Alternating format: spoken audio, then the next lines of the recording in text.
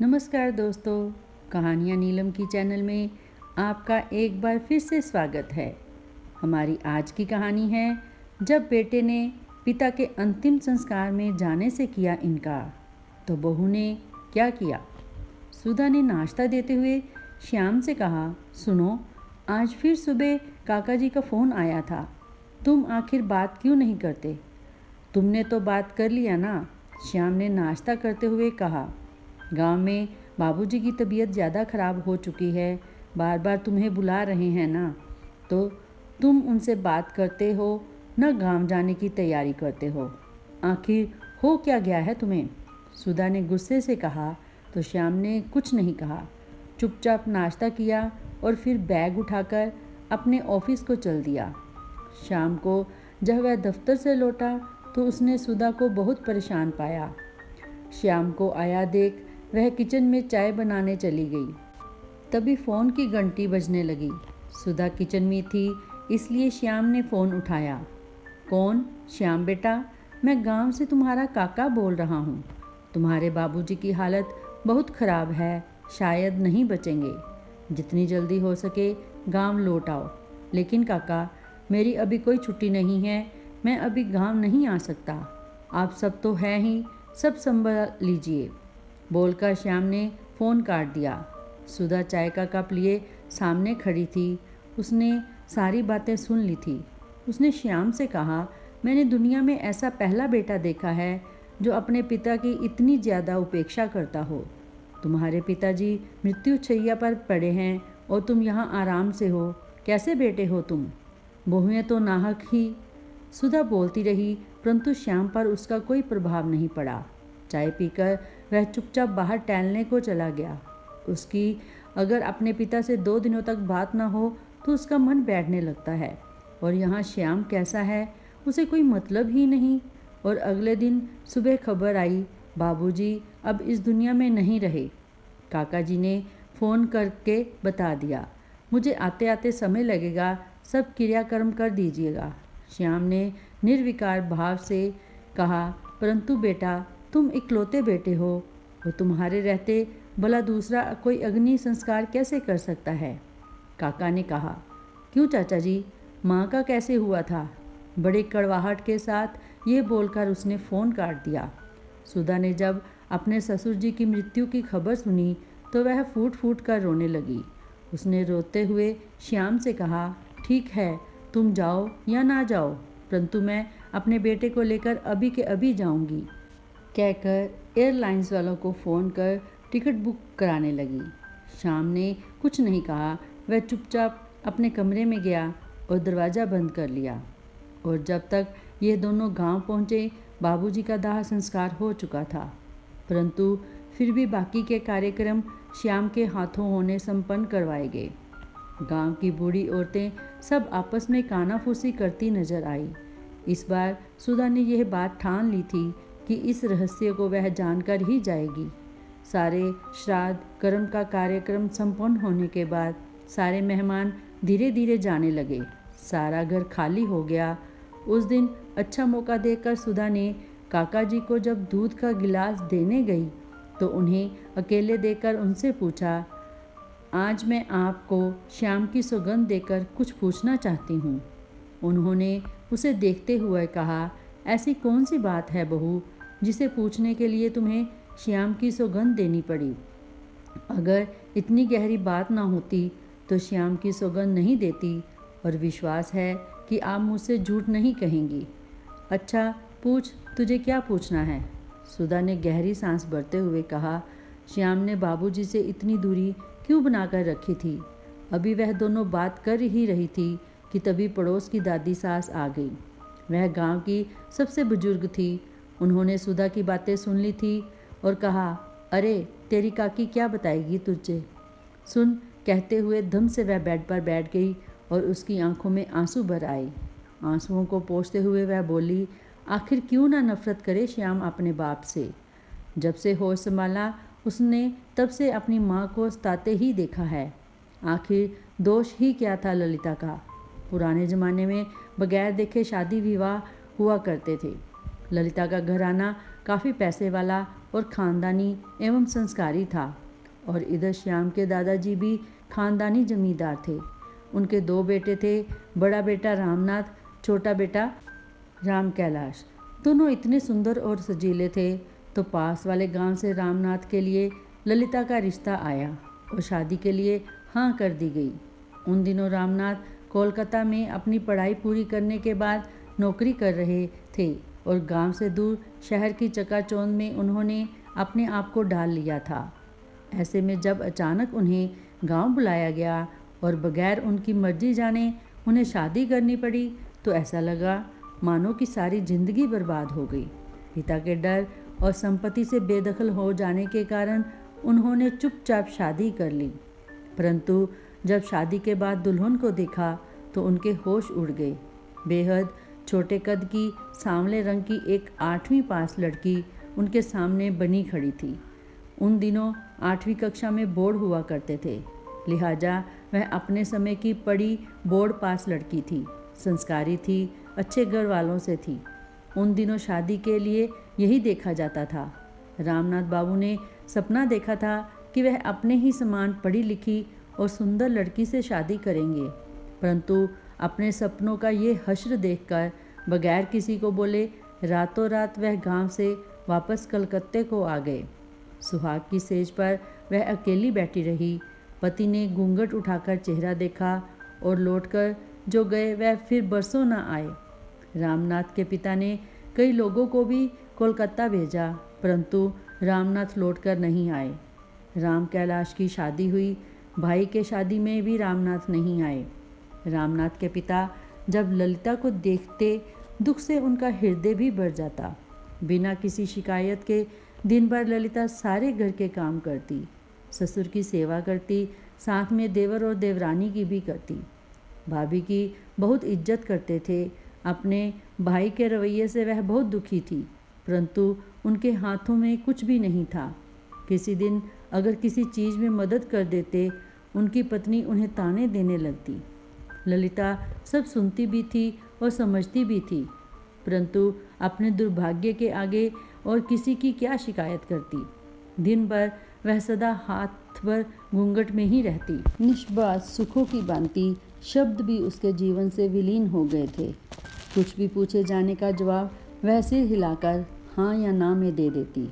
रामनाथ के पिता यह सब देखकर मन ही मन अपने आप को अपराधी मानकर दुखों के सागर में डूबने लग गए थे और शायद इसी दुख के कारण एक दिन हृदय गति रुकने से उनका देहांत हो गया। रामनाथ जी को कोलकाता खबर की गई, साथ ही उन्हें लेने को गांव से कुछ लोग भी गए और उन्हें साथ लेकर आए, क्योंकि पिता का संस्कार करना था। मजबूरी बस कुछ दिनों तक रामनाथ को गांव में रहना पड़ा। क्रियाक्रम खत्म होने के बाद छोटे भाई ने कुछ दिन और रुकने का आग्रह किया, ताकि जमीन जायदाद के बारे में दोनों भाई अच्छी तरह जान लें। रामनाथ रुक गए। इसी बीच कुछ महिलाएं जो रामनाथ की भाभी लगती थी, ये सब मिलकर पकड़कर रामनाथ को जबरदस्ती ललिता के कमरे में बंद कर देती थी और बाहर से ताला लगा देती थी। और वह सब मन ही मन प्रार्थना करती कि शायद दोनों के बीच प्रेम हो और ललिता की तकदीर खुल जाए। लेकिन यह सब कितने दिनों तक चलता। एक दिन रामनाथ वापस कोलकाता लौट गए और कुछ महीने के बाद पता चला कि ललिता के पैर भारी हैं।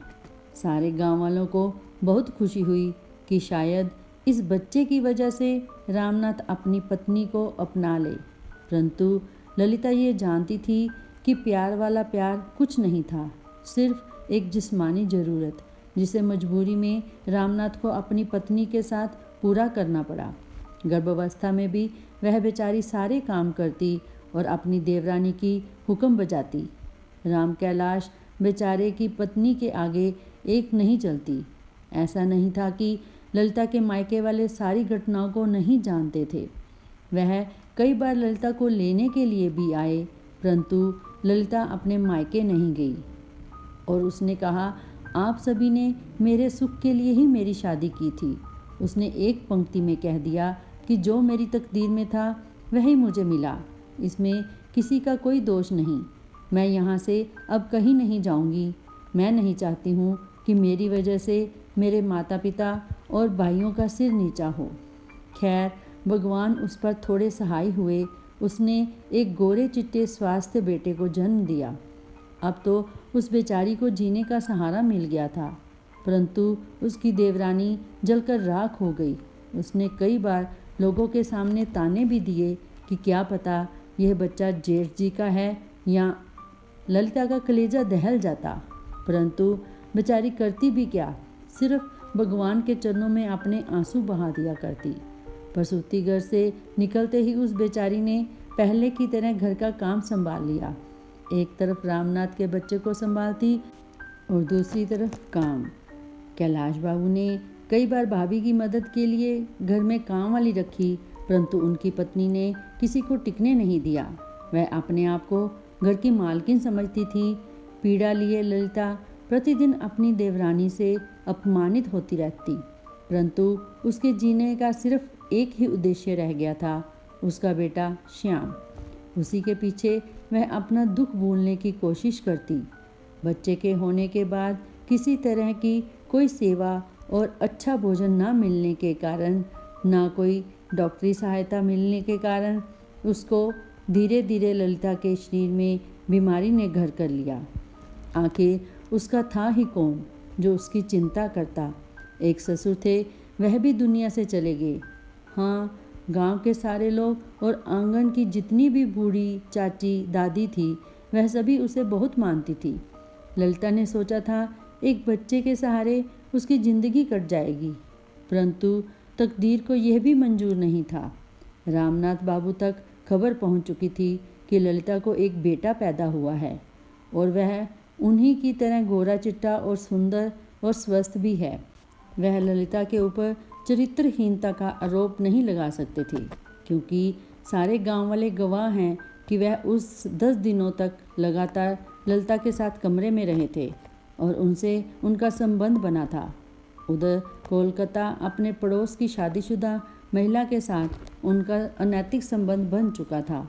उस महिला के रूप के जाल में वह इतना फंस चुके थे कि वह उसके पूरे घर का खर्च चलाते थे, और इनके भी घर की मालकिन भी वही थी। इन दोनों के संबंधों की चर्चा खुलेआम होती। गांव में भी सब लोगों को इस बात की जानकारी थी। स्वयं ललिता को भी पता था उसके पति किस मिट्टी के बने हुए थे। उसे अपने पति के अनैतिक संबंधों से कोई आपत्ति ही नहीं थी, लेकिन जब अपने पुत्र होने की सूचना मिली तो उन्होंने सोचा अगर वह गांव में रहेगा तो वह भी गंवार ही रहेगा। इसलिए वो कुछ समय का इंतजार करते रहे और 4 साल के बाद अचानक से गांव पहुँचे। सभी गांव वालों ने, उनके छोटे भाई ने भी उनका बड़ा स्वागत किया, और मन में एक आशा जागी कि शायद अब वह ललिता को अपना लेंगे। परंतु भारी दुर्भाग्य, अगले ही दिन सुबह उन्होंने बेटे को लिया और हुक्म सुना दिया कि वह उसे लेकर कलकत्ते जा रहे हैं। ललिता के ऊपर मानो विपत्ति का पहाड़ टूट पड़ा। जो बच्चा उसके जीवन की आशा थी, उसके दूर होने की कल्पना मात्र से ही मानो उसके प्राण निकले जा रहे थे। रामनाथ बाबू ने किसी की नहीं सुनी और अपने बेटे को लगभग 4 साल हुए गोद में उठाकर चल पड़े। जो बच्चा उन्हें पहचानता तक नहीं था, वह आज उस बच्चे के बाप बनकर आए थे। न जाने कितने दिनों तक ललिता बिना खाए पिए अपने कमरे में मुंह छिपाए रोती रही। उधर कुछ दिनों तक तो बच्चे ने परेशान किया, पर धीरे धीरे वह अपनी माँ को भूलने लगा। रामनाथ बाबू ने अपनी पड़ोसन को ही उसकी माँ के रूप में बताया, और इसी तरह लगभग 7 साल और बीत गए। और इन 7 सालों में बेचारी ललिता हर क्षण अपने बच्चे के लिए तड़पती रही। उन दिनों घर पर फ़ोन भी नहीं हुआ करते थे, बस एक डाकिये की चिट्ठी और तार का इंतज़ार किया करते थे लोग। मन का यह रोग तन पर भी भारी पड़ा और एक दिन पता चला उसे कैंसर हो गया है। उस दिन गांव में किसी के आंगन में चूल्हा नहीं जला। जितनी भी काकी और दादी थी, वह भी बेचारी भूखी रहकर उसके लिए बहुत रोई, परंतु उनके रोने से क्या लाभ। बाग कहाँ बदलने वाला था। उनके मायके खबर दे दी गई। उनके सारे भाई और माता पिता आए। सभी का दुख से बुरा हाल था। इतने बरसों के बाद अपनी बेटी को देखकर ललिता की माँ तो बार बार गश खाकर गिरी जा रही थी। 5 भाइयों की इकलौती बहन, जिसे बड़े नाजों से पाला गया था, सभी ने परंतु उसकी किस्मत नहीं लिख पाए। सभी ललिता को अपने साथ ले जाना चाहते थे, परंतु हाय रे, हे जोगनी, उसने स्पष्ट रूप से माँ के साथ जाने से मना कर दिया और बोली, एक परित्याग की हुई पत्नी के रूप में मैं ससुराल से मायके कैसे जा सकती हूँ। मैं अपने ससुराल से ही सुहागन के रूप में विदा होना चाहती हूँ। अगर आप सब मेरे ऊपर दया करना ही चाहते हैं तो बस एक बार मुझे मेरे बच्चे से मिला दीजिए, बस इतनी ही विनती है। बेचारे हार कर सभी मायके वाले वापस चले गए। इधर जब उसकी देवरानी को उसकी बीमारी की खबर लगी तो उसने आनन फानन में थोड़ी दूर वाली ज़मीन पर अपना घर बनवाया और वहाँ रहने चली गई। इतने बड़े घर में बड़ी ही दर्द से तड़पती पड़ी रहती थी वह। राम कैलाश जी ने अपने बड़े भाई को अपनी भाभी के बीमारी के बारे में खबर कर दी और उनकी इच्छा भी बता दी, पर पत्थर रामनाथ बाबू का दिल नहीं पसीजा। उन्होंने अपने छोटे भाई से कहा, मैं वहाँ का कोई हिसाब किताब तो मांगता नहीं हूँ तुमसे, तुम सब तो हो ही, इलाज करवा दो। इस पर राम कैलाश जी ने अपने भाई से कहा, आपको हिसाब मांगने की ज़रूरत कहाँ पड़ती है भाई साहब, जो कुछ भी होता है वह मैं आपको भी भिजवा देता हूँ। इतने कठोर मत बनिए भाई साहब, एक बार आकर श्याम को भाभी से मिलवा दीजिए और आप भी मिल लीजिए, शायद वह चैन से मर सके। परंतु इन बातों का कोई असर रामनाथ जी पर नहीं पड़ा। पास के आंगन की बूढ़ी दादी वह ललिता के साथ छाया की तरह लगी रहती, समय पर दवाई देती, कुछ खाना खिलाती और उसके मन को बदलने की कोशिश करती और जी भरकर कोसा करती रामनाथ को। और फिर एक दिन ऐसा भी आया जब डॉक्टरों ने जवाब दे दिया। उसके बाद सारे गांव वालों का और सारे रिश्तेदारों का धीरज टूट गया। ललिता के भाई और गांव के कुछ गणमान्य लोग सभी साथ में राम कैलाश जी को लेकर कलकत्ता पहुँचे। उस वक्त रामनाथ जी घर पर नहीं थे। जब उनके घर का दरवाज़ा खटखटाया गया तो उनके उस पड़ोसन ने दरवाज़ा खोला और पर्चे पाने के पश्चात घर में बुलाया और ढेर सारा नाश्ता का सामान परोसा। ललिता के भाई और राम कैलाश जी ने सारा सामान फेंक दिया और गुस्से से चिल्लाए कि रामनाथ कहाँ हैं और श्याम कहाँ है। इसी बीच अपने कमरे से श्याम बाहर निकला। उसे यह सब कुछ समझ नहीं आ रहा था, वह किसी को पहचान भी नहीं रहा था। इसलिए उसने उस महिला से कहा कि माँ, यह लोग कौन हैं, आपके ऊपर क्यों गुस्सा हो रहे हैं। इतना सुनते ही राम कैलाश जी ने श्याम को अपनी ओर खींचा और जोर से चीख कर बोले, यह औरत तुम्हारी माँ नहीं है, यह कुलटा है जिसने तुम्हारी माँ का सारा सुख चैन। तुम्हारी माँ गांव में मर रही है। तुम्हारे पिता तुम्हें 3 साल की आयु में ही गांव से तुम्हारी माँ से छीनकर यहाँ ले आए थे। कहते हुए गुस्से से कांपने लगे थे, श्याम बेटा, तू अपने कमरे में जा। उस महिला ने श्याम को बाहर भेजने की कोशिश की। कहीं भी नहीं जाएगा ये हमारे साथ सीधे गांव जाएगा। रामनाथ आए तो उसे कह देना। गुस्से से बाहर आते हुए गांव के मुखिया चाचा ने कहा, और हाँ, एक बात जरूर कह देना रामनाथ से। ललिता के भाई ने उस महिला से कहा कि अब हम उसके सगे वाले नहीं, हम सारे लोग मिलकर कानूनी तौर पर कार्यवाही करेंगे। सारा समाज, सारे परिवार, सब लोग हमारे पक्ष में हैं। उसको बोल देना। श्याम तो सकते में था। उसे आज तक पता ही नहीं था कि उसकी कोई और माँ है, और उसने तो हमेशा माँ की जगह उस महिला को ही देखा था। अपने पिता के साथ उसे लेकर सभी गांव आ गए। ललिता के तो मानो प्राण लौट आए जब उसके राम कैलाश ने ले जाकर उसकी माँ के सामने खड़ा कर दिया और कहा, देख, ये तेरी माँ है। क्या हालत बना दी है तेरे बाप ने। श्याम उस हड्डियों के ढांचे को देखता रह गया जिसे सब उसकी माँ बता रहे थे। अब वह 12 साल का बच्चा था। उसे धीरे धीरे सारी बातें समझ में आने लगी। सारे रिश्ते, गांव के लोग चाची, दादी, नानी, काका, मामा सब मुंह से अपने मन की दुर्दशा और अपने पिता के कारनामों को सुनकर उसका हृदय हाहाकार उठकर उठा। ललिता अपने बेटे को गले से चिपकाकर खूब रोई। शायद भगवान को भी उसके साथ रोने की इच्छा हो आई थी और चारों तरफ से काली घटाएं आई। धीरे धीरे आंधी और बिजली के साथ मूसलाधार बारिश होने लगी। ऐसा लग रहा था मानो प्रलय ही आ जाएगा। और ऐसे में बेचारी ललिता श्याम को अपने सीने से लगाए रात भर रोती रही। सुबह होने तक रामनाथ बाबू आ गए थे। आते ही क्रोधित होने का ड्रामा किया, परंतु इस बार पूरे परिवार और गांव वालों के सामने उसकी एक नहीं चली। सभी ने मिलकर उन पर कानूनी कार्रवाई करने की धमकी दे डाली। कैलाश बाबू ने अपने भाई से कहा, भाई साहब, भाभी और 2-4 दिनों की मेहमान हैं, इसलिए आप और श्याम 2-4 दिनों तक यहीं रुक जाएं। भाभी चाहती हैं कि उसकी चिता को अग्नि श्याम ही दे। इस पर गरजते हुए रामनाथ जी बोले, कार्रवाई की धमकी किसे देते हो? छोटे हो, छोटे ही रहो। मैं ये साबित कर दूंगा कि ये बीमार और पागल औरत मेरे बच्चे को संभालने के लायक नहीं है। दिन भर गांव के सभी लोग रामनाथ जी को समझाने का प्रयास करते रहे, परंतु उन्होंने किसी की नहीं सुनी। श्याम का हाथ पकड़ा और खींच कर ले जाने लगे। श्याम ने रोते हुए कहा, पापा, माँ अब नहीं बचेगी। उनके अंतिम समय में तो मुझे उनके साथ रहने दीजिए। लेकिन उन्होंने एक नहीं सुनी और उस भयानक तूफानी मौसम में रामनाथ बाबू जबरदस्ती अपने बेटे को लेकर रातों रात निकल गए। ललिता बेचारी बेटे के हाथ के साथ काफ़ी दूर तक घिसटते हुई आगे आ गई थी। श्याम का हाथ पकड़े पकड़े वह रोते हुए बोली, मेरी चिता को अग्नि दे देना बेटा, उसके बाद ही जाना।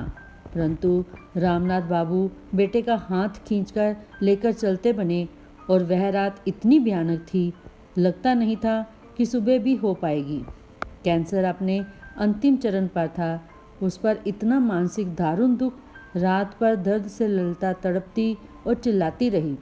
बूढ़ी काकी दवा पर दवा देती रही और गर्म पानी से उसकी सिकाई करती रही। उसकी सांसें टूटने लगी थी। उसने टूटती हुई सांसों के साथ काकी का हाथ पकड़ा और रोते हुए बोली, मेरी चिता को अग्नि मेरे बेटे से ही दिलवाना काकी, ताकि मुझे मुक्ति मिल सके। और बोर होते समय तक उसने दम तोड़ दिया। सभी रो रहे थे। किसी किसी ने कहा कि चलो उसे इस कष्ट से मुक्ति मिली। तुरंत ही भाड़े की गाड़ी गांव के बड़े बुजुर्ग कोलकाता को निकल पड़े। शाम को लाने के लिए वह सब उसके घर पहुँचे और ललिता के मृत्यु का समाचार दिया। श्याम को साथ चलने को कहा, परंतु रामनाथ बाबू ने श्याम को नहीं जाने दिया। कहा, अभी 4 दिनों तक इसकी परीक्षाएं चलेंगी। परीक्षा खत्म होने के बाद हम दोनों गांव आ जाएंगे। तब तक वहाँ छोटे भाई सब कुछ कर लेगा, वह संभाल लेगा। आप सब जा सकते हैं, कहकर घर का दरवाज़ा बंद कर दिया। श्याम रोता गया। अपने पिता के आगे उनकी एक न चली। उसकी आंखों के आगे से आज भी वह दृश्य नहीं हटता कि कैसे उसकी माँ रोती हुई उसका हाथ पकड़े हुए कितनी दूर तक जमीन में लुढ़कती हुई आगे आ गई थी और रोती हुई उसके चिता को अग्नि देने की बात कर रही थी। 7 दिन के बाद रामनाथ बाबू और बेटे को लेकर गांव पहुँचे। तब तक लगभग श्राद्ध के कर्म समाप्ति पर थे। धीरे धीरे समय बीतता गया। श्याम अपनी उच्च शिक्षा के लिए बेंगलुरु चला गया और वहीं उसने अपनी पसंद की लड़की सुधा के साथ शादी कर ली। इधर जब धीरे धीरे रामनाथ बाबू के पास पैसा ख़त्म हुआ, नौकरी गई, तो उनकी रखेल ने भी उनसे रिश्ता तोड़ लिया। बेटा उनसे बात तक नहीं करता था। फिर उन्होंने गांव का रुख किया, परंतु सारे रिश्तेदार और गांव वाले सभी दूर दूर ही रहते, उनसे कोई बात तक ना करता। अब राम कैलाश बाबू तो छोटे भाई थे, इसलिए लोक लाज के लिए कभी कभी उनकी खैरियत पूछ लेते थे। कुछ दिनों तक तो रामनाथ बाबू अपनी पूरी ऐंठन में रहे। ऐसा जताते थे मानो किसी रिश्तेदार और गांव वालों से उन्हें कोई मतलब ही नहीं और वह अपनी पुश्तैनी जायदाद पर आए हैं। खेती बाड़ी का काम तो राम कैलाश संभालते थे, इसलिए उसे कम से कम उनका कोई लेना देना ही नहीं था और घर के सारे काम वह स्वयं ही कर लेते थे। इस तरह समय बीतने लगा। अब धीरे धीरे उनका शरीर भी कमज़ोर हो रहा था। अपने बेटे को जब फ़ोन लगाते तो वह कभी फ़ोन नहीं उठाता। उस दिन उनका मन बड़ा दुखी हुआ जब पता चला कि उनके बेटे ने उन्हें बिना बताए शादी कर ली है।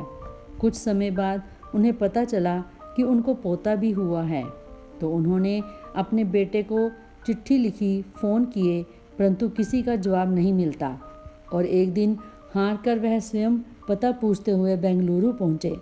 बहुत समय लग गया श्याम का घर ढूंढने में। जैसे तैसे फ़ोन नंबर और ऑफिस के पते के जरिए घर का पता लगाया और घर पहुँचे तो घर का दरवाज़ा उनकी बहू ने खोला, परंतु वह उन्हें पहचानती नहीं थी। जब परिचय दिया तो आदर से अंदर बिठा लिया। श्याम जब घर लौटा तो अपने पिता को देखकर चौंक गया। उसने उनसे कोई बात नहीं की। आखिर हार कर रामनाथ बाबू ने अपने बेटे को कहा, इतने बरस हो गए बेटा, ना तो तुम कभी आते हो ना बात करते हो, और तो और तुमने अपनी शादी और बच्चे की खबर भी नहीं की। आखिर मैंने तुम्हारी परवरिश में कौन सी कमी की। और ये कहकर, ये क्या बेटा, तुम्हारे लिए एक से एक सुंदर लड़कियों की लाइन लग जाती, पर तुमने ये कैसी लड़की से शादी की जिसके साथ तुम्हारा कोई मेल ही नहीं। क्या ज़रूरत थी इस मरासन से शादी करने की। तो क्या करूं बाबूजी, मैं आपकी तरह पड़ोस की किसी औरत को रख लूं जो सुंदर हो। बहुत ही कड़वे शब्दों में अपने पिता को उसने उत्तर दिया। रामनाथ बाबू ने अपनी नज़रें झुका ली। मैं आपकी तरह नहीं हूँ। मैं चमड़ी के रंग की जगह मन की सुंदरता और गुण देखता हूँ, और जो आपने मेरी माँ के साथ किया, शायद यह उसका प्रायश्चित भी होता रहेगा। मेरी पत्नी मेरी प्रेरणा है। मैंने अपनी पसंद से उसके साथ विवाह किया है और वह मेरी सच्ची जीवन संगिनी है। कभी भूले से भी उसका अपमान करने की कोशिश मत कीजिएगा। और हाँ, मैंने सुधा को कुछ नहीं बताया है। अगर आप चाहते हैं कि आपकी इज्जत बनी रहे तो दोबारा कभी हमारे घर मत आइएगा और ना ही दोबारा हमसे कोई संपर्क रखने की कोशिश कीजिएगा, और जितनी जल्दी हो सके आप यहाँ से चले जाइए। एक सांस में श्याम ने अपनी सारी बात संपन्न की। तब तक सुधा खाने के लिए बुलाने को आ गई थी। खाना खाते हुए श्याम ने पापा के सामान की पैकिंग कर देना और कुछ खाने का सामान भी रख देना। आज रात की ट्रेन है, पापा वापस जा रहे हैं। सुधा ने कहा, आज सुबह ही तो आए हैं, अभी कुछ दिन रह लेते तो अच्छा होता। मैंने तुमसे जितना कहा है उतना ही करो, कहकर श्याम उठकर अपने कमरे में चला गया। बेचारे रामनाथ बाबू थोड़ी देर अपने पोते के साथ खेलते रहे और आंसू बहाते रहे। वह समझ चुके थे कि श्याम अपनी माँ का बदला उनसे ले रहा है। उन्होंने चुपके से अपनी बहू सुधा का फ़ोन नंबर ले लिया था और गांव आ गए। अब जब कभी जी घबराता तो दोपहर के समय जब श्याम अपने ऑफिस में हुआ करता था तो अपने बहू और पोते से बात कर लिया करते थे। अपने ही हाथों रामनाथ बाबू ने अपनी ज़िंदगी का सुख चैन, मान सम्मान सब खो दिया था। शाम के समय प्रतिदिन राम कैलाश बाबू अपने भाई से मिलने जरूर आते। थोड़ी देर बैठते, अपने भाई के हाल पर उन्हें भी दुख होता, परंतु वह कुछ कर नहीं पाते। उन्होंने कई काम वाली महिलाओं को भी कहा जाकर बड़े भाई के घर काम कर दिया करें, परंतु सभी ने मना कर दिया। उन्होंने अपनी पत्नी से भी कहा कि हमारे घर तो नौकर चाकर लगे हुए हैं, कम से कम 2 वक्त का खाना भाई साहब को भिजवा दिया करो, परंतु उनकी पत्नी ने साफ मना कर दिया। सारे परिवार और समाज की बेरुखी ने उन्हें भीतर तक तोड़ दिया। अब वह बीमार और रहने लगे। बिस्तर पकड़ लिया था। जितना बन सकता था छोटा भाई आकर देखभाल कर दिया करता था, क्योंकि उसका घर भी उनके घर से कुछ दूरी पर ही था। साथ रहने पर शायद इतनी परेशानी नहीं होती। और जब अंत समय आया तो उन्होंने भी बार बार श्याम को फ़ोन किया, परंतु श्याम के जवाब के आगे वह चुपचाप रह गए, क्योंकि उन्हें याद था कि जब कोई ललिता भाभी का आखिरी वक्त था तो उन सभी ने कितनी विनती की थी भाई साहब और श्याम से रुकने की, परंतु वे लोग ना रुके और उसी रात उनकी भाभी ने प्राण त्याग दिए थे। और तो और उनकी यह अंतिम इच्छा भी पूरी नहीं हो सकी कि श्याम उनकी चिंता को अग्नि दे, और इसी वजह से श्याम अपने पिता की चिता को अग्नि देने नहीं आया। इतना सब कहानी बताते हुए बूढ़ी काकी फूट फूट कर रोने लगी। रोते रोते ही उसने सुधा को बताया, उस रात जब दर्द से तड़प रही थी और रो रही थी तो सारी रात मैं ही उस अभागन के साथ थी। काश उसकी जगह मैं मर जाती। बड़े दुख झेले जीवन में मेरी बहू ने, उसके लिए कोई नहीं था, कहकर वह हिचकी लेकर रोने लगी। सुधा ने बड़ी मुश्किल से पानी पिलाकर उन्हें चुप करवाया। वह खुद भी रो पड़ी और सुधा को तो मानो विश्वास ही नहीं हो रहा था कि उसके ससुर का एक ऐसा भी रूप था। उसकी आंखों से भी गंगा जमुना की धार बह जा रही थी। उसकी सवालिया नज़रें काकी की ओर उठी।